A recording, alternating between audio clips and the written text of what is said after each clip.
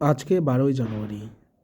English মিডিয়ামের interview দেওয়ার পরে কিন্তু বাংলা মিডিয়ামের কোনো ইন্টারভিউর নোটিশ এখনও পর্যন্ত প্রাইমারি বোর্ড থেকে ছাড়া হয়নি। তবে বলা হয়েছিল যে 12ই জানুয়ারির পর থেকে রীতিমতো একদম ভালো করে প্রাইমারির ইন্টারভিউ হবে।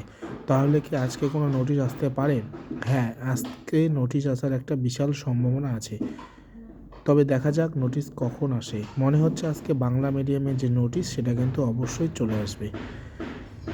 যদি বাংলা মিডিয়ামের আজকে না আসে তবে কিন্তু উর্দু বা অন্য যে নেপালি এবং আদিবাসী মিডিয়ামগুলো আছে সেগুলোর নোটিশ আসবে এবং তারপরেই হয়তো বাংলা মিডিয়ামে নোটিশ আসবে। পর্ষদ সভাপতি গৌতম পাল মহাশয় বলেছিলেন যে প্রত্যেক দিন 1,500 থেকে 2,000 করে ক্যান্ডিডেটের ইন্টারভিউ নেওয়া হবে। তবে সেটাই যদি হয় তাহলে কিন্তু ইন্টারভিউ মোটামুটি আমাদের 20-25 দিনের মধ্যে সম্পূর্ণ হয়ে যাবে।